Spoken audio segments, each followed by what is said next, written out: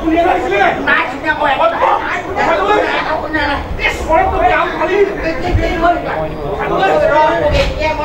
এতিয়া তো কি মই স্কুটি লৈ আহি থাকোঁতে এইটো ক'ৰপৰা ওলাই গ'লে ধৰিবই নোৱাৰিলোঁ মই লগত মদ খাইছোঁ অকণমান খাইছোঁ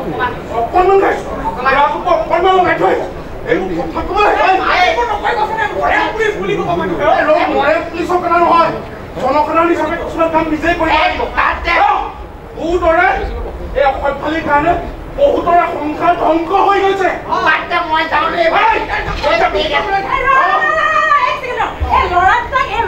খেলি আছে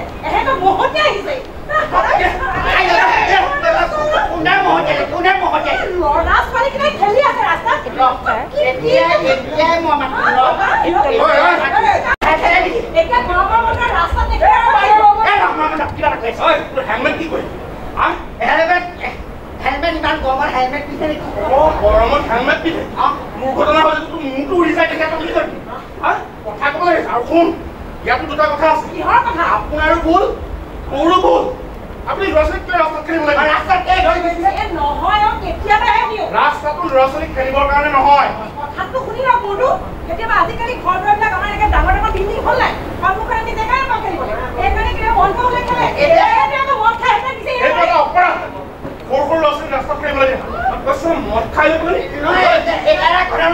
মই স্কুটি পথাৰত চলালে হ'ব নেকি পথাৰত চলালে মদ খাই নচলোৱা ল'ৰা ছোৱালীক শুনিব অকণমান স্কুটিখন লৈ পঢ়ালি ইয়ালে তই পথাৰি খেদি আহিছিলি চকু ওলাই যাব মই কি কৰিছোঁ ৰ'ব এইখনতে মই এটা কথা ক'বলগীয়া আছে হয়তো হেলমেটটো নাই আপোনাকতো দেখি আছোঁ ল'ৰাটোক যেতিয়া স্কুললৈ থ'বলৈ যায় আপুনি যি ফালি যায় আপোনাৰ মূৰত হেলমেট নাথাকে ল'ৰাৰ মূৰত হেলমেট নাথাকে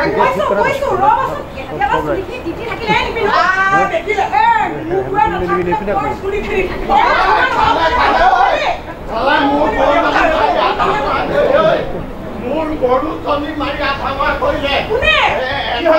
এটাই সেই মুকলি কোপা খাই আহি মোৰ গৰুজনী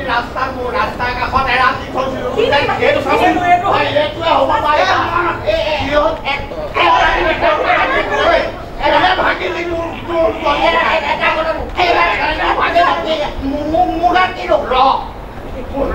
মোৰ গৰুজনী মই ৰাস্তাৰ কাষত এৰাল দি থৈছিলোঁ বুজিছে নাই এৰাল দি থৈছিলোঁ এইটোৱে মুকলি খাই আহি মোৰ গৰুজনী ঠেঙত মাৰি ঠেংটো ভাঙি পেলালে ৰাস্তাৰ কাষতে দিছোঁ ৰাস্তাৰ মাজত দিয়া নাই নহয় ৰাস্তাৰ কাষত আপুনি এৰাল দিব কেলে ঘাঁহ খাবলৈ কাষতে খাই মই তেতিয়া মই সৰু পৰা তাতে গৰু এৰাল দিয়ে আছোঁ কাষত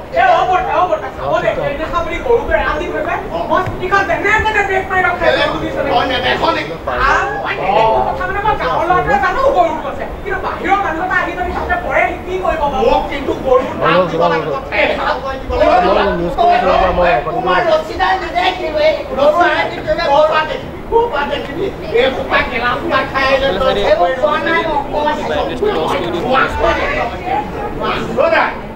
ডাঙৰ পৰা হৈছে ৰাস্তাত কয় গৰু ৰাস্তাৰ কাষত গৰু এৰাল দিয়ে ময়ো জানো আৰু কেতিয়া নাখাই গৰুৱে কাষতে ৰাস্তাৰ কাষত কেতিয়াও গৰু এৰাল দিব নালাগে মই চাহ মোৰ এজনী গৰুৱে গাখীৰ দি আছে সেইকাৰণে মই এৰাল দিছোঁ বাকী কেইজনী গৰুটো মই মেলিয়াই দিওঁ বাকীখিনি মেলি দিয় গৰু মই স্কুটি চলাই আছোঁ ৰাস্তাত খেলি আছে নাই আপোনাকে আপুনি যিটো খাই আহিছে তেওঁৰ গাত এই ৰাস্তাত যে খেলি আছে আপোনাৰ ল'ৰা ছোৱালী এই ৰাস্তাত খেলিব লাগে বেকাৰ দিগদাৰ সেইকাৰণে কেতিয়াবা বুজি পাইছো কিন্তু ৰাস্তাত যান বাহন চলাচল কৰিবৰ কাৰণে ল'ৰা ছোৱালীক খেলিবৰ কাৰণে নহয় তোমালোকে ৰাস্তাত যে খেলিছিলা মই ক'লো এটকা দুখ নাই আজি বা খেলিবা নেকি নেখেলিবা ৰাস্তাত কেতিয়াও নেখেলিবা ৰাস্তাত যান বাহন বহুত স্পীডত যায় তোমালোকে যদি খেলি থাকা মদ পানী কৰি যোৱা গাড়ীখনে যদি তোমালোকক ফটকে খুন্দিয়াই যায় কি হ'ব এইটো কাম কেতিয়া নকৰিবা দেই আৰু জয়দেউ আপুনি কি কৰিলে মই গৰুজনী এৰাল দি থৈছিলো এইটোৱে আহি এৰাল ক'ত দিছিলে মোৰ ডাঙৰ ল'ৰাটো আজি ছমাহ মানুহ লগৰ ল'ৰা এটাই ককায়েকৰ বিয়া খাবলৈ গ'ল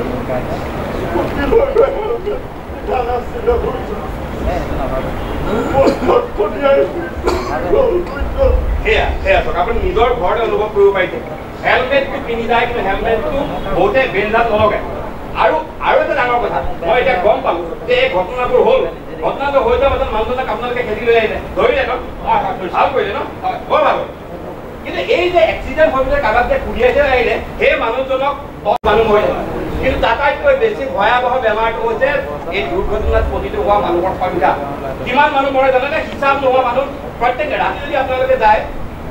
মেডিকেল হস্পিটেললৈ যাব ৰাতি যাব কিমান মানুহৰ দুৰ্ঘটনা হয় এইবোৰ আপোনাৰ নিচিনা মানুহ মদ্যপান কৰি অহা মানুহ আৰু মোবাইল ফোন ব্যৱহাৰ কৰে মোবাইল ফোন ব্যৱহাৰ কৰি পেলাই এনেকৈ ডিঙিটো বেকা কৰি পেলাই আজিকালি ছোৱালীবোৰ উঠে ছোৱালীবোৰ এনেকৈ ডিঙিটো বেকা কৰি পেলাই ল'ৰাটোৱে হেলমেটটো এফালে ফেকি থাকে এইটো বৰ বেয়া কথা এইবোৰ কাম নকৰিব দেই চব পুলিচ প্ৰশাসন আমাৰ যিসকল পৰিবহণ বিষয়াসকলে দিনে ৰাতি আপোনালোকৰ কাৰণে সহায়ৰ কাৰণে এনেদৰে আহিছে আৰু আপোনালোকে ভুল কৰি থাকিব পাৰে মই বহুত ভুল কৰিলোঁ আৰু মই চব এইবোৰ ভুল কিন্তু আপোনালোকে নকৰিব মই আপোনাকো ক'লো এই ল'ৰা ছোৱালী তোমালোকে নাহিবা দেই এইবোৰ কাম যদি এনেকুৱা ধৰণৰ কাম কৰা নহয় নেক্সট টাইম কিন্তু নাটক চাটক নচলিব কি ক'ব লাগিছে তুমি কি কৰিব লাগিছে কৰিব লাগে আচলতে ইয়াতে আমি আমি পথ দুৰ্ঘটনাত বহুত মানুহৰ প্ৰাণহানি হৈছে বা বহুত মানুহ দুৰ্ঘটনাত ইনজিঅ'ৰ হৈছে আমি এটা প্ৰচেষ্টাৰে আগবাঢ়িছোঁ আমি আপোনালোকৰ মাজত সজাগতা সৃষ্টি কৰিবলৈ আগবাঢ়িছোঁ আমি 5টা সূত্ৰলৈ আগবাঢ়িছোঁ পৰিবহণ যাতে আমি 5টা সূত্ৰলৈ আগবাঢ়িছোঁ যাতে আপোনালোকে 5টা সূত্ৰ মানি চলিলে পথত যান বাহন চলাবলৈ আপোনালোকৰ যথেষ্ট সুবিধা হ'ব আৰু পথ দুৰ্ঘটনা হ'লেও আপোনালোকৰ ইনজিঅ'ৰ হোৱাৰ মানে যিটো মানে ঘৰত থাকে অলপমান কমিব বুলি আমি ভাবিছোঁ যেনেকৈ আপোনালোকে টু হুইলাৰ বা বাইক চলাওঁতে হেলমেট পৰিধান কৰিব অকল চলোৱাজনেই নহয় যিজন লগত বহে তেখেতেও যাতে হেলমেট পৰিধান কৰে আৰু বেলডাল খুব ভালকৈ মাৰিব নহ'লে কি হয় বেলডাল নামাৰিলে আপোনালোকে পথ দুৰ্ঘটনা হ'লে আপোনালোকে পৰাৰ লগে লগে হেলমেটটো ওলাই পৰিব আৰু হেড ইনজুৰি হ'ব সেইটো প্ৰথম কথা আৰু চাৰিচকীয়া বাহন চলাওঁতে সদায় আপোনালোকে ছিট বেল্ট পৰিধান কৰিব ছিট বেল্ট পৰিধান কৰিলে আপোনালোকে দুৰ্ঘটনাত আপোনালোকে নিজে ৰক্ষা কৰিব কেতিয়াও সুৰাপান কৰি আপোনালোকে গাড়ী নচলাব সুৰাপান কৰাটো এটা অপৰাধ আপোনালোকে সুৰাপান কৰিলে আমি 3 মাহৰ কাৰণে আমি লাইচেঞ্চ ছাছপেনশ্যন কৰোঁ আৰু 10,000 টকা ফাইন কৰোঁ গতিকে আমি এটাই ক'ব বিচাৰিছোঁ আপোনালোকে সুৰাপান কৰি কেতিয়াও গাড়ী নচলাব আৰু আপুনি গাড়ীৰ যিটো গতিবেগ সদায় কণ্ট্ৰল কৰিব আপোনালোকে মিনিমাম গতিবেগত গাড়ী চলাব কেতিয়াও সুৰাপান কৰি গাড়ী নচলাব আমি এইখিনিকে কৈছোঁ আৰু আমি আশাবাদী যে আমাৰ যি প্ৰচেষ্টা আমি প্ৰশাসনে যথেষ্ট আমাৰ আৰক্ষী বিভাগ পৰিবহণ বিভাগ সকলোৱে আমি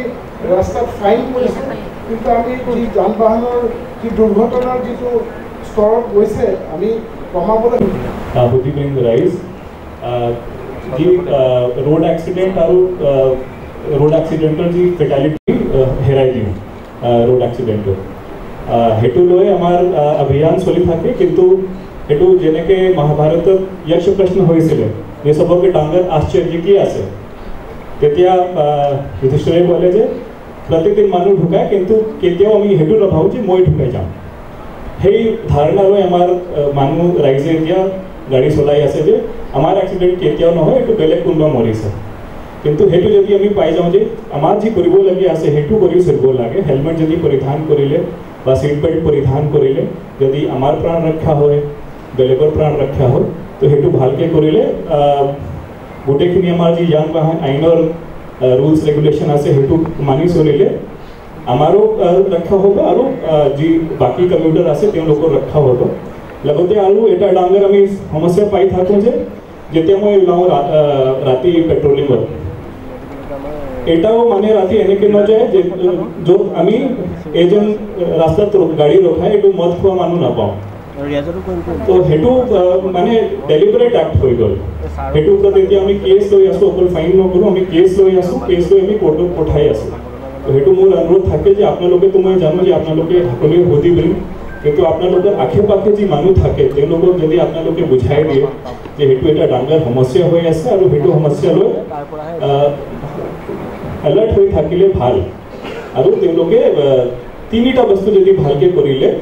যদি টু হুইলাৰ চলাই আছে হেলমেট পিন্ধি চলায় মদ খাই গাড়ী চলাব নালাগে থাৰ্ড হ'ল কণ্ট্ৰা ড্ৰাইভিং আমাৰ এতিয়া ধুনীয়া এটা 4 লেন হৈ গ'ল কিন্তু তাতে আমি পাওঁ যে লেফ্ট চাইডে অপোজিট সাইড পৰা গাড়ী আহে এইটো অলপ শৰ্টকাট লোৱাৰ কাৰণে তেওঁলোকে কণ্ট্ৰা ড্ৰাইভিং কৰে পেট্ৰল পাম্প আছে বা ধাবা আছে সেইটো ধাবাত যাবলৈ বা পেট্ৰল পাম্পত যাবলৈ তেওঁলোকে অপোজিট সাইড বা ৰং সাইড যি আমি কওঁ ৰং সাইড ড্ৰাইভিং সেইটো কৰি আহে সেই তিনিটা বস্তু যদি আমি এভইড কৰিব পাৰোঁ আমাৰ যি ৰোড এক্সিডেণ্ট আছে তাত ফেটালিটি একেবাৰে জিৰ' আমি কৰিব পাৰোঁ কিন্তু সেইটো কৰাৰ কাৰণে আপোনালোকৰ সহায় লাগিব মোৰ সেইটোৱে আপিল যে আপোনালোকে সেইটো যিমান আপোনালোকে পায় ৰাইজক বুজাই থাকক আৰু নিজে সতৰ্ক হৈ থাকক থেংক ইউ সেফটি আমাৰ এনেকুৱা এটা টপিক আছে যিটো প্ৰত্যেক দিনতে আমাক মনত ৰাখিব লাগে আৰু মই প্ৰথম আমাৰ যিটো ষ্ট্ৰীট প্লে টিম আছে তেখেতসকলক বহুত বহুত ধন্যবাদ জনাইছোঁ তেখেতসকলে আজি ইয়াতে নহয় প্ৰত্যেক জেগাতে তেওঁলোকে ষ্ট্ৰীট প্লে ভালকৈ কৰি আছে ৰিপাব্লিক ডে দিনাখনো কৰিছিলে আৰু আমি য়াং পপুলেশ্যন আমি হেৰুৱাই আছোঁ তেওঁলোকে আমাৰ ষ্টেটৰ আমাৰ ডিষ্ট্ৰিক্টৰ আমাৰ দেশৰ ফিউচাৰ হয় তেওঁলোকক আমি হেৰুৱাই আছোঁ কিন্তু আমি এইটো কেতিয়াও চিন্তা নকৰোঁ যে আমাৰো প্ৰাণ বহুত ভালনাৰেবল হৈ আছে আমিও কেতিয়াবা প্ৰত্যেক মানুহে ৰোড ট্ৰেভেল কৰি থাকে আৰু ৰোড এক্সিডেণ্ট এনেকুৱা এটা বস্তু যিটো আমি যদি নিজে আৱেৰ নহ'লে আমি যিকোনো মুহূৰ্তত আমাৰো এনেকুৱা ইনচিডেণ্টৰ আনফৰ্চুনেটলি আহিব পাৰোঁ চ' সেইটোৱে ভালকৈ মনত ৰাখিব লাগে আৰু নিজৰ লগতে নিজৰ ওচৰৰ ৰাইজকে সচেতন কৰিব লাগে যাতে চবে ট্ৰাফিক ৰুলছ ফ'ল' কৰি চলে আৰু প্ৰত্যেক মানুহে যদি আৱেৰ হয় প্ৰত্যেক মানুহে যদি কেয়াৰফুলি চিনচিয়াৰ এই প্ৰেক্ষাগৃহত উপস্থিত সহকৰ্মীবৃন্দক আমি আমাৰ নমস্কাৰ তথা আন্তৰিক অভিনন্দন তথা কৃতজ্ঞতা জ্ঞাপন কৰিছোঁ আমি মুকলি সভাভাগ আয়োজন কৰিবলৈ ওলাইছোঁ জয়জতে আমি মঞ্চলৈ আমন্ত্ৰণ জনাইছোঁ আজিৰ এই মুকলি সভাৰ বিশিষ্ট তথা মুখ্য অতিথি হিচাপে আমন্ত্ৰণ জনাই অনা মাননীয় কাজিৰঙা লোকসভা সমষ্টিৰ সাংসদ শ্ৰীযুত কামাখ্যা প্ৰসাদ তাছা ডাঙৰীয়া আমন্ত্ৰণ জনাইছোঁ শ্ৰীযুত ভাস্কৰজ্যোতি বৰুৱা ডাঙৰীয়া মাননীয় বিধায়ক তিতাবৰ বিধানসভা সমষ্টি শ্ৰীযুত জয় শিৱানী ডাঙৰীয়া জিলা আয়ুক্ত যোৰহাট আৰক্ষী অধীক্ষক শ্ৰীযুত চেতন মিশ্ৰ আমন্ত্ৰণ জনাইছোঁ শ্ৰীযুত প্ৰতাপ কছাৰী অধ্যক্ষ ঠেঙাল কছাৰী সাহিত্য সাহিত্য পৰিষদ আমন্ত্ৰণ জনাইছোঁ প্ৰশান্তজ্যোতি গোস্বামী অধ্যক্ষ যোৰহাট উন্নয়ন প্ৰাধিকৰণ আমন্ত্ৰণ জনাইছোঁ শ্ৰীযুত লক্ষ্মীময়ী খাৰগুৰাণী পৌৰপতি যোৰহাট পৌৰসভা আমন্ত্ৰণ জনাইছোঁ লাকী গগৈ পৌৰপতি তিয়ক পৌৰসভা আমন্ত্ৰণ জনাইছোঁ বিশ্বপ্ৰভা শইকীয়া পৌৰপতি মৰিয়নি পৌৰসভা সকলো বিশিষ্ট অতিথি তথা সুধীবৃন্দক আমি মঞ্চত আসন গ্ৰহণ কৰিবলৈ অনুৰোধ জনাইছোঁ এই খুব মুহূৰ্তত উপস্থিত আমাৰ কাজিৰঙা লোকসভা সমষ্টিৰ মাননীয় সাংসদ মহোদয় উপস্থিত সিনিয়ৰ সুপাৰিনটেণ্ডেণ্ট অফ পুলিচ মহোদয় উপস্থিত মঞ্চত উপস্থিত বিশিষ্ট ব্যক্তিসকল উপস্থিত আমাৰ যোৰহাট ডিষ্ট্ৰিক্টৰ চিনিয়ৰ অফিচিয়েলসকল উপস্থিত আমাৰ যোৰহাট ডিষ্ট্ৰিক্টৰ এমপ্লয়িজসকল আৰু উপস্থিত শ্ৰদ্ধেয় ৰাইজ আজি আমাৰ সকলোৰে বাবে এটা ঐতিহাসিক দিন কিয়নো 1983 চনৰ আজিৰ দিনটোত যোৰহাট জিলাই কৰা হয় আৰু অসম ৰাজত্ব 600 বছৰীয়া ইতিহাসত সাক্ষী এই যোৰহাটত যোৰহাট নগৰখন অসমৰ গৌৰৱোজ্জ্বল ঐতিহ্য বহনকাৰী স্থান তথা শেষতম ৰাজধানী আপোনালোকে জানি সুখী হ'ব যে 42 বছৰ পূৰ্ণ কৰি যোৰহাট জিলা দিৱস আমি আজি ইয়াত উদযাপন কৰিবলৈ লৈছোঁ আৰু ইয়াৰ কাৰ্যসূচী হিচাপে আমি 24 জুন তাৰিখৰ পৰাহে জিলাখনৰ অন্তৰ্গত বিভিন্ন স্থানত বিভিন্ন কাৰ্যসূচী শিক্ষানুষ্ঠানসমূহ কুইজ ৰচনা চিত্ৰাংকন প্ৰতিযোগিতা দুৰ্যোগ ব্যৱস্থাপনা সন্দৰ্ভত সজাগতা কাৰ্যসূচী ৰক্তদান শিবিৰ গাঁও সভা আদি অনুষ্ঠিত হৈ আছিলে 30 জুন তাৰিখে জিপাল সাংস্কৃতিক শোভাযাত্ৰা জিলা দিৱসটি আনুষ্ঠানিকভাৱে শুভাৰম্ভ কৰি জিলাখনৰ বিভিন্ন প্ৰান্তত দিনজোৰাকৈ বিভিন্ন কাৰ্যসূচী গ্ৰহণ কৰা হয় আৰু যোৱাকালি আমি লাচিত মৈদামত এটা বিশেষ অনুষ্ঠান আমাৰ আসাম পুলিচ আৰু ইণ্ডিয়ান ডিফেন্স ফৰ্চেছক পাৰ্টিচিপেট কৰাই আমি এটা বিশেষ অনুষ্ঠান যোৱাকালি অৰ্গেনাইজ কৰিছোঁ আজি পুৱা ইতিমধ্যে জিলা আয়ুক্ত কাৰ্যালয়ৰ সহযোগত পতাকা উত্তোলনৰ কাৰ্যসূচী শুভাৰম্ভ কৰা হয় আৰু জিলা দিৱসত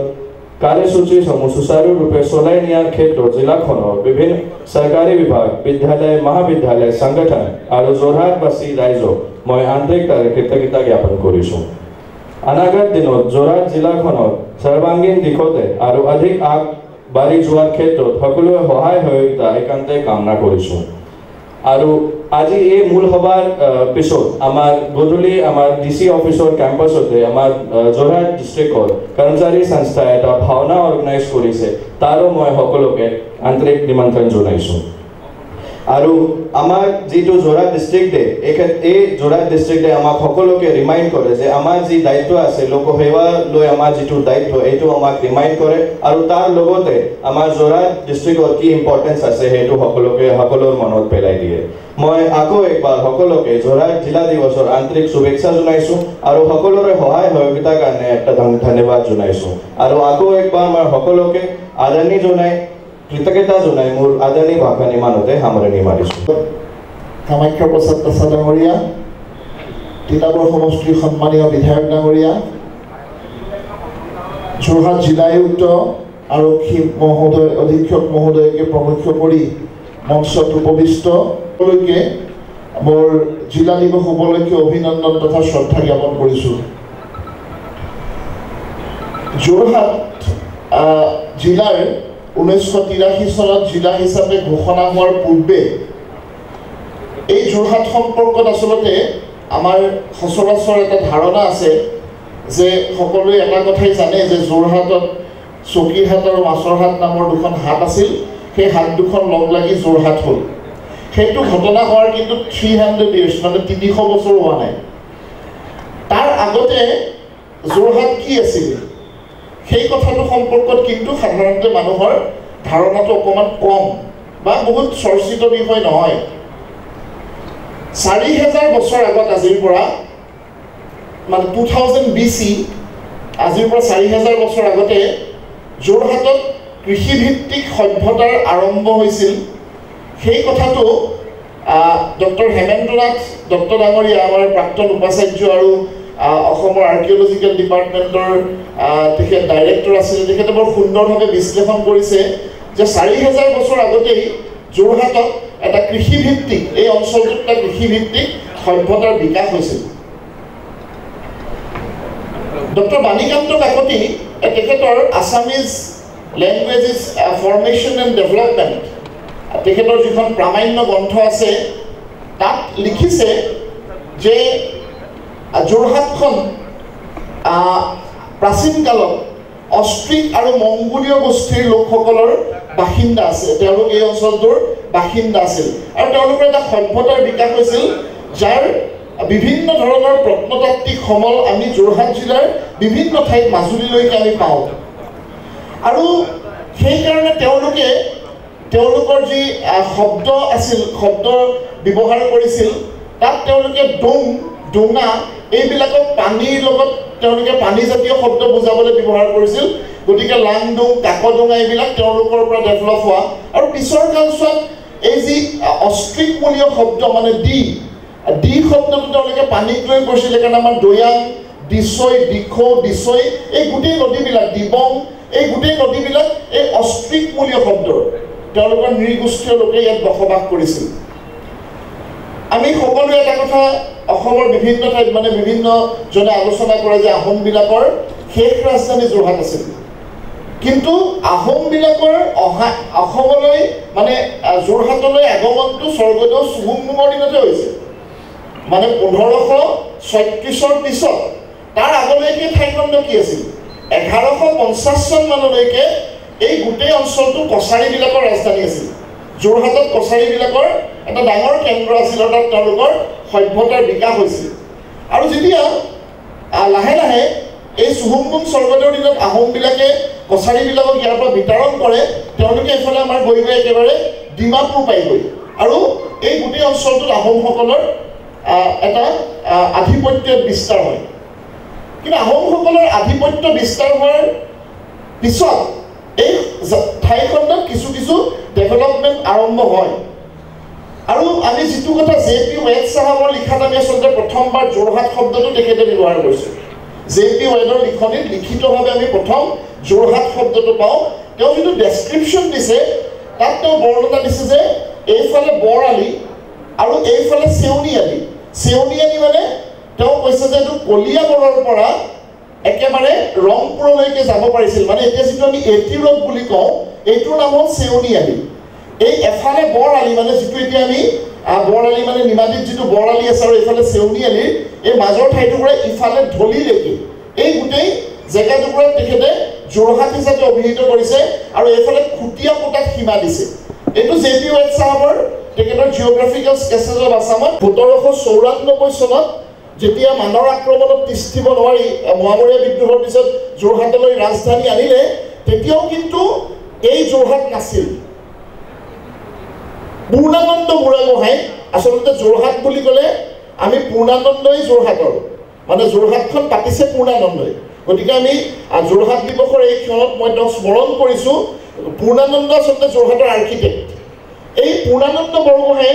দুটা কোঠ মাৰিলে জোৰ কোঠ বুলি কয় এটা মাৰিলে বালিগাঁৱত যিটো এটা দিছৈ কোঠ বুলি কয় আনটো মাৰিলে নাওবৈচা আৰু এই জোৰ কোঠৰ পৰা তেওঁ মোৱামৰীয়াবিলাকৰ বিৰুদ্ধে গোটেই বিদ্ৰোহখনৰ তেওঁ নেতৃত্ব দিছিল চলাই আছিল তেতিয়াও কিন্তু আমাৰ ঠাইখনৰ নাম যোৰহাট হোৱা নাই তেতিয়ালৈকে আমি যিমানবিলাক ৰেফাৰেঞ্চ পাওঁ অসমৰ ইতিহাসত সেইবিলাকত কিন্তু এই ঠাইখিনিৰ নামটো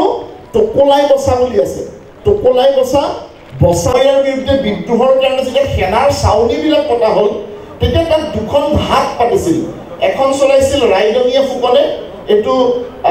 মণিৰাম দেৱানে তেখেতৰ বুৰঞ্জী বিবেক ৰত্নত লিখি থৈ গৈছে এখন হাত চলাইছিল ৰাইডঙীয়া ফুকনে এখন চলাইছিল পৰ্বতীয়া ফুকনে চলাইছিল মাছৰ হাট আৰু ৰাইডঙীয়া ফুকনে চলাইছিল চকীহাট এই হাত দুখন লগ লাগি যোৰহাট লাহে লাহে শব্দটোৰ বিকাশ হ'বলৈ ধৰিলে আৰু আমি বিভিন্ন ৰেফাৰেঞ্চত বিভিন্ন কথাত যোৰহাট নাম মানে শব্দটো পাবলৈ ল'লোঁ যিটো মই কৈছোঁ যে আচলতে জে.পি. ৱেড চাহাবৰ লিখাতে প্ৰথম যোৰহাট শব্দটো কইনিং হৈছিল for the first time it was used মানে টাৰ্মটো ব্যৱহাৰ হৈছে এই যোৰহাটখন আমি সকলোৱে জানো যে যেতিয়া মোৱামৰীয়াবিলাকক খেদিবলৈ ব্ৰিটিছ আহিলে ব্ৰিটিছবিলাকে মোৱামৰীয়াক বিতৰণ কৰিলে তাৰপিছত মানৰ আক্ৰমণ হ'ল মানবিলাকক বিতৰণ কৰিলে আৰু তেওঁলোকে লাহে লাহে প্ৰথমতে গুৱাহাটীত দখল কৰি আহি যোৰহাট পালেহি ১৮২৬ পিছত তেতিয়া যেতিয়া তিনিটা বিদ্ৰোহ অসমত হ'ল ১৮২৮ ১৮২৯ আৰু ১৮৩০ যেতিয়া তিনিটা বিদ্ৰোহ ব্ৰিটিছবিলাকৰ বিৰুদ্ধে হ'ল পিয়লি ফুকনৰ বিদ্ৰোহ হ'ল গোমধৰ কোঁৱৰৰ বিদ্ৰোহ হ'ল গদাধৰ কোঁৱৰৰ বিদ্ৰোহ হ'ল তেতিয়া ৰাজ্যখন পুৰন্দৰ সিংহক গতাই দিবলৈ তেওঁলোক বাধ্য হ'ল ১৮৩৩ চন আৰু ১৮৩৩ পুৰন্দৰে যিখন ৰাজ্য আহোম ৰাজ্য ব্ৰিটিছবিলাকৰ পৰা চমজি ল'লে সেইখনৰ ৰাজধানী হ'ল যোৰহাট সেইখনত তেওঁ যোৰহাট ৰাজধানী পাতিলে আৰু সেইকাৰণে মানে যোৰহাট আহোমবিলাকৰ শেষ ৰাজধানী হ'ল তো পুৰন্দৰ সিংহ স্বৰ্গদেউ ১৮৩৮ চনত ব্ৰিটিছবিলাকে স্থায়ীভাৱে তেওঁৰ সিংহাসনৰ পৰা আঁতৰাই দিলে এই কৰ কাটল দিবনৰ অজুহাতত আৰু ব্ৰিটিছবিলাকে যোৰহাটত তেওঁলোকৰ মানে কেন্দ্ৰটো স্থাপন কৰিলে আৰু তাৰ পৰা তেওঁলোকে এই সমগ্ৰ ঠাইখণ্ডৰ বিকাশৰ প্ৰক্ৰিয়াটো আৰম্ভ কৰিলে কথাটো হ'ল এই যে আহোমৰ শেষ ৰাজধানী হিচাপে যোৰহাটৰ বিকাশ হ'ল বা যোৰহাটে অসমত এটা গুৰুত্ব লাভ কৰিলে এই শেষ ৰাজধানীখনৰ সময়ত কিন্তু আচলতে যোৰহাটৰ বিকাশটো মূল বিকাশটো কিন্তু কমলেশ্বৰ সিংহ স্বৰ্গদেউৰ দিনত হৈছে আজি যে আমি কওঁ সৰবাইবন্ধা চোলাধৰা মালৱলী এই গোটেই অঞ্চলবিলাক টাউনখন এই যিটো আমাৰ এতিয়া বিস্ফোৰণ মানে পুৰণা চিভিল হস্পিটেল আছে তাতে এই যিটো নবাহৰ পাতিছিল মানে ৰজাৰ ঘৰটো পাতিছিল এইটো কমলেশ্বৰ সিংহ স্বৰ্গদেউৰ দিনত মানে ১৮০১ চনৰ পৰা ১৮০৬ চনৰ ভিতৰত আৰু সেই সময়ছোৱাতে এই যোৰহাটত গোটেই মেজৰ যিবিলাক অফিচিয়েলছ আমি বৰুৱানীবাট আছে তাতে যোন বৰবৰুৱা আছিল মানে ৰজাৰ সেই সময়ত মিলিটাৰী ডিপাৰ্টমেণ্টটো চোৱা কৰিলে বৰবৰুৱা তাত বহিছিলে তৰাজানত বৰগোহাঁই বহিছিলে এই গোটেই ৰয়েল অফিচিয়েলছবিলাক চব যোৰহাটত আহি গ'ল গোটেই ডাঙৰ ডাঙৰ বিষয়াবিলাক আহি যোৱাৰ ফলত যোৰহাটৰ গোটেই সম্ভ্ৰান্ত যিটো চৰিত্ৰ এই চৰিত্ৰটো এটা বেলেগ ধৰণৰ বিকাশ আৰম্ভ হ'ল আৰু সেই কথাটো চলি থাকিল যেতিয়া কন্দৰ্পেশ্বৰ সিংহৰ দিনত অসমত এঠাইতে অসমত 1857 যিটো সৰ্বভাৰতীয় বিদ্ৰোহ দ্য গ্ৰেট ৰিভল্ট অফ 1857 সেইটোৰ একমাত্ৰ এপিচেণ্টাৰটো কিন্তু যোৰহাটতে আছিল আৰু এই যিটো আমাৰ পুৰণা চিভিলত যিটো ৰাজকাৰী আছিল কন্দৰ্পেশ্বৰ সিংহৰ তাতেই দৈনিক গধূলি এই গানৰ মেহফিলটো বহিছিল য'ত ফৰ্মুদ আলীয়ে বেহেৰা বজাইছিল পিয়লি বৰুৱাই গাইছিল আৰু নাচিছিল আৰু তাতেই তেওঁলোকে এই গোটেই বিদ্ৰোহৰ চৰ্চাটো কৰিছিল আৰু মণিৰাম দেৱানৰ কথা যে কোৱা হয় মণিৰাম দেৱান কিন্তু চৰ্চাটোত নাছিল মণিৰাম দেৱানে কলিকতাত থাকি এই বিদ্ৰোহটোৰ কাৰণে মন্ত্ৰণাবিলাক দিছিল ইয়াত বাহাদুৰ গাঁওবুঢ়া ফৰ্মুদ আলী লুকিসেন চোৱা বৰুৱা পিয়লি বৰুৱা এওঁলোকে মিলি এইফালে আপোনাৰ নেগোৰাত য'ত আমাৰ পুলিচ এটা বেটেলিয়ন আছিল আৰু এইফালে শিৱসাগৰ পাৰ হৈ আমাৰ এটা পুলিচ বেটেলিয়ন মানে আৰ্মি হিন্দুস্তানী চিপাহীবিলাকৰ দুটা বেটেলিয়ন আছিল এই দুটাৰ লগত যোগাযোগ কৰিছিল আৰু পিয়ালি বৰুৱাই ইমান সুন্দৰ হিন্দী কৈছিল যে মানে আজিৰ দিনত ভাবিব নোৱাৰে যে সেই দিনত মানুহে ইমান ধুনীয়াকৈ কমিউনিকেট কৰি গোটেই বিদ্ৰোহটোৰ আয়োজন কৰিছিল আৰু আহোমৰ শেষ ৰাজধানী হিচাপে যোৰহাটে গুৰুত্ব পোৱাৰ পিছত পৰৱৰ্তী গুৰুত্বটো কিন্তু 1857ত আহিলে 1857ত যেতিয়া গোটেই ভাৰতবৰ্ষত হোৱা বিদ্ৰোহটো যোৰহাটক কেন্দ্ৰ কৰি এই পিয়ালি বৰুৱা ফৰ্মুদ আলী এই এওঁলোকে এই আমাৰ মণিৰাম দেৱানৰ পৰিচালনাতে বিদ্ৰোহটো যোৰহাটত কৰিলে কিন্তু 1857ৰ বিদ্ৰোহৰ পিছত যেতিয়া ব্ৰিটিছবিলাকে মণিৰাম আৰু পিয়ালিক ফাঁচি দিলে আৰু যোৰহাটত তেওঁলোকে কেন্দ্ৰটো স্থাপন কৰিলে যোৰহাটৰ বিকাশৰ প্ৰক্ৰিয়াটো অলপ বেলেগ ধৰণৰ হ'ল আপোনালোকে এটা কথা মন কৰিছে নে মই মন নাজানো এতিয়া অভাৰব্ৰিজখন হৈ গ'লত কথাটো বেলেগ হৈ গ'ল এই যিটো এটি ৰোড এই এটি ৰোডটো তৰাজানৰ পৰা আৰম্ভ হৈ ভোগটোৱে জনাব লাগে চব ক্ৰছ কাটিং আছে চবতে চাৰিআলিবিলাক এনেকুৱা ধৰণে কৰা হৈছে এইটো এটা বেলেগ ধৰণৰ প্লেনিং এইটো আপুনি চণ্ডীগড়ত দেখিব বা ইণ্ডিয়াৰ একদম ডেভেলপ চিটিবিলাকত দেখিব এই গোটেই কথাটো কিন্তু কমলেশ্বৰ সিংহৰ দিনত আৰম্ভ হোৱা আৰু ব্ৰিটিছবিলাকে তাক ফাইনেলাইজ কৰি দিছিলে ব্ৰিটিছবিলাকে ৰাস্তাবিলাকৰ গোটেই ঘৰবিলাকৰ গোটেই মানে প্লেনিংটো ব্ৰিটিছবিলাকে কৰিছিলে মানে টাউনৰ প্লেনিংটো সেইকাৰণে বৰ ধুনীয়াকৈ তেওঁলোকে গোটেই বস্তুটো কৰিছিলে আৰু যোৰহাটত তেওঁলোকে কেন্দ্ৰটো পাতি ল'লে যদিও তেওঁলোকে 1869 খ্ৰীষ্টাব্দত যোৰহাট মহকুমা হৈছে ব্ৰিটিছ এডমিনিষ্ট্ৰেশ্যনৰ কিন্তু যোৰহাটক কেন্দ্ৰ মানে তেওঁলোকে যিবিলাক টি প্লেণ্টাৰ্ছ আছিলে এইবিলাক কিন্তু যদিও যোৰহাটত কেপিটেল নাছিলে ব্ৰিটিছবিলাকৰ প্ৰথমতে তেওঁলোকে গোটেই যোৰহাটক কেন্দ্ৰ কৰি তেওঁলোকৰ ট্ৰেডিং এক্টিভিটিটো আৰম্ভ কৰিছিলে ফলত যিটো আধুনিক অসমীয়া যিবিলাকে অসমখনক আধুনিক যুগলৈ লৈ গ'ল সেই মধ্যবিত্ত শ্ৰেণীটোৰ কিন্তু বিকাশ যোৰহাট কেন্দ্ৰিক আছিলে যোৰহাটত হ'ল এই যে আমি জগন্নাথ বৰুৱা দেৱীচৰণ বৰুৱা একমাত্ৰ মানিক বৰুৱা যোনে কটন কলেজৰ এষ্টাব্লিছমেণ্টৰ কথাটো কৈছে আমি বৰলুইতৰ মানিক বুলি কওঁ মানিক বৰুৱা ভোলানাথ বৰুৱা এনেকুৱা 2-4জনক বাদ দি বাকী অসমৰ মেজৰ ইলাইট মিডল ক্লাছটো কিন্তু যোৰহাট চেণ্ট্ৰিক হ'ল যোৰহাটত ক্ৰিয়েট হ'ল জগন্নাথ বৰুৱা দেৱেন্দ্ৰনাথ বেজবৰুৱা আমাৰ দেৱীচৰণ বৰুৱা বিভিন্নজন আৰু তেওঁলোকে যোৰহাটত কেন্দ্ৰ কৰি প্ৰক্ৰিয়াটো আৰম্ভ কৰিলে ব্ৰিটিছবিলাকে যেনেকৈ আমাৰ দাসেনকো আহি গ'ল আমাৰ কেলিচৰণ দাসৰ জিমখানা ক্লাব হ'ল যোৰহাটৰ প্ৰথমটো পকী ৰাস্তা জিমখানালৈ যোৱা প্ৰথমটো যোৰহাটৰ পকী ৰাস্তা তৈয়াৰ হ'ল প্ৰথমটো পকী মানে টিং লগোৱা ঘৰ জিমখানা ক্লাব হ'ল দ্বিতীয়টো টিং লগোৱা ঘৰ যোৰহাটত জগন্নাথ বৰপাত্ৰ পুতি হ'ল এই যে গোটেই ডেভেলপমেণ্টছটো এইটো দেখি পেলাই যোৰহাটত এটা আধুনিক অসমীয়া মিডল ক্লাছটো আৰম্ভ হ'ল আৰু তেওঁলোকৰ নেতৃত্বত ভাষা সংস্কৃতি সকলোতে অসমীয়াই আধুনিক যুগত প্ৰৱেশ কৰাৰ যিটো প্ৰক্ৰিয়া সেইটো আৰম্ভ হ'ল আৰু আমি যোৰহাটীয়া হিচাপে আমি বুলি নহয় সকলো অসমৰ মানুহে গৌৰৱ কৰিব লাগে যে অসম সাহিত্য সভা হোৱাৰ পূৰ্বে অসম সাহিত্য সভা 1917ত হৈছে 1915 চনত কিন্তু যোৰহাট সাহিত্য সভা হৈছে প্ৰথম আৰু তাৰপিছতে অসম সাহিত্য সভা হৈছে এই মানুহবিলাকে ভাষা সংস্কৃতি সকলো ক্ষেত্ৰত উন্নয়নৰ প্ৰক্ৰিয়াটো আগবঢ়াই নিলে যোৰহাটত দুজন বৰ ডাঙৰ পণ্ডিত আছিলে এজন হ'ল তয়োধৰ পণ্ডিত আন এজন মিত্ৰধৰ অধ্যাপক তেওঁলোকৰ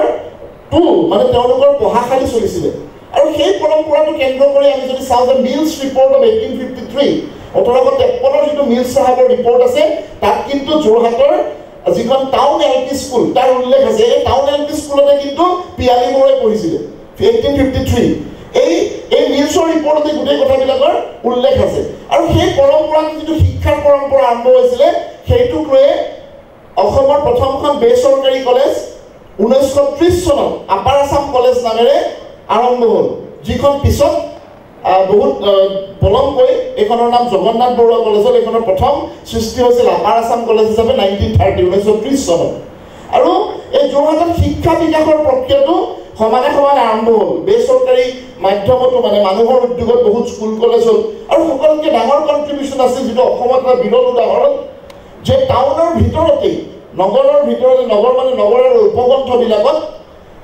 যোৰহাট থিয়েটাৰ 1896 পিছত বৰিগাঁও ধৰ্ম সন্মিলনী সভা তৰাজন থিয়েটাৰ বালিগাঁও সন্মিলনী নাট্য মন্দিৰ এই গোটেইবিলাক কিন্তু বাই 1920 চনৰ ভিতৰত ইমানবিলাক মেজৰ কালচাৰেল অৰ্গেনাইজেশ্যন যোৰহাটত হৈ গ'ল যিবিলাকে মানে অসমীয়া নাটক অসমীয়া গান মই বহুত ঠাইত এই কথাটো আলোচনা কৰিছোঁ যে অসমৰ যিটো আধুনিক নাট্য আন্দোলন এই আৰম্ভণি প্ৰক্ৰিয়াটোত কিন্তু এই বস্তুবিলাকৰ ডাঙৰ ভূমিকা আছে গতিকে যোৰহাটৰ যিটো আমি আজি জিলা হিচাপে যোৰহাট দিৱস উদযাপন কৰিছোঁ এই যোৰহাটৰ সমগ্ৰ ক্ৰমবিকাশৰ যিটো এটা সৰ্বস্পৰ্শী প্ৰক্ৰিয়া শিক্ষা সংস্কৃতিয়ে গোটেইবিলাক দিশত এইটো কিন্তু ব্ৰিটিছবিলাক অহাৰ সময়ৰ পৰা আৰু জোৰদাৰ বা খৰতকীয়া হৈ গ'ল আৰু আজিও অসমৰ সামগ্ৰিক ইতিহাসত এইটোৱে এটা নেতৃত্ব দি আছে তো তাৰ লগে লগে আজি আমি জিলা বুলি ক'লে তিয়কৰো এটা ইতিহাস আছে টি মানে এটা প্ৰত্যেকখন ঠাইৰে ইতিহাসটো মই কৈ দিব পাৰোঁ সময় লাগিব সেইকাৰণে ইমান সময় নলওঁ তিয়কৰো এটা ইতিহাস আছে নিজা ইতিহাস আৰু তিতাবৰৰ নিজা এটা ইতিহাস আছে মাজুলীৰ কথাটো ক'বই নালাগে মাজুলী বুলি ক'লে দত্তদেৱ প্ৰভুলৈ মনত পৰে যি ব্ৰিটিছ ইম্পেৰিয়েলিজিম আৰু পলিচিৰ বিৰুদ্ধে অৰুণোদয়ৰ লগত এটা যিটো এটা ধৰ্ম প্ৰচাৰৰ যদিও অসমীয়া প্ৰথমখন বাতৰি কাকত আছিলে ধৰ্ম প্ৰচাৰৰ যিটো উদ্দেশ্য আছিলে সেই কথাটো কাউণ্টাৰ কৰিবৰ কাৰণে সেই দিনতেই দত্তদেৱ প্ৰভুৱে কলিকতাৰ পৰা মেচিন আনি প্ৰথমখন দ্বিতীয়খন অসমীয়া বাতৰি কাকত আসামবিলাখিনি যোৰহাটত আৰম্ভ কৰিছিলে যিটোৰ লিগেচি পিছৰ কালত আমাৰ তৰাজানৰ পৰা কৃষ্ণ পেছকাৰে স্বাধীনতাৰ সময়ত উলিয়াই সমগ্ৰ মানে ব্ৰিটিছক চমকৃত কৰিছিল আৰু স্বাধীনতা আন্দোলনত এটা বিশেষ ভূমিকা দিছিল যোৰহাটীয়া হিচাপে আমি এইটোক লৈ গৌৰৱান্বিত যে যেতিয়া অসম প্ৰদেশ কংগ্ৰেছ প্ৰথমবাৰ হ'ল 1905 চনত ভাৰতবৰ্ষতকৈ বহুত পিছত ভাৰতবৰ্ষত 1885ত হৈছে নেশ্যনেল কংগ্ৰেছ অসমত 1921ত প্ৰথম নেশ্যনেল কংগ্ৰেছ এষ্টাব্লিছ হ'ল ফাৰ্ষ্ট প্ৰেচিডেণ্ট প্ৰথমজন সভাপতি কিন্তু যোৰহাটৰ পৰা হ'ল কুলধৰ চলিহা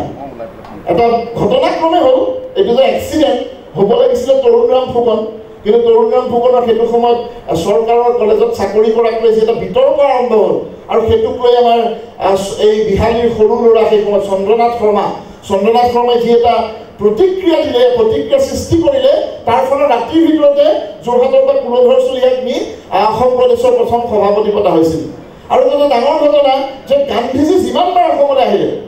মহাত্মা গান্ধী যিমানবাৰ অসমলৈ আহিলে প্ৰত্যেকটো ভিজিটত কিন্তু যোৰহাট তেওঁৰ এটা অবিচ্ছেদ্য অংগ আছে যোৰহাটত তেওঁ প্ৰত্যেকটো ভিজিটত এবাৰ অসম সাহিত্য সভা ভৱনত থাকিলে এবাৰ জগন্নাথ বৰুৱা কলেজত থাকিলে এই প্ৰত্যেকবাৰ দেখিলে এবাৰ কৃষ্ণনাথ শৰ্মাৰ এই আমাৰ আশ্ৰমখন উন্মোচন কৰি এটা ডাঙৰ লিগেচি মানে আছিলে গতিকে যোৰহাটত যিটো অসমৰ সামৰিকভাৱে বা স্বাধীনতা সংগ্ৰামতো যিটো অৱদান যিখিনি বিশেষ কাম কৰিছিল সেইখিনিক লৈ আজি আমি জিলা দিৱসৰ এইখনত স্মৰণ কৰিছোঁ আৰু যিসকল প্ৰাতঃস্মৰণীয় ব্যক্তিৰ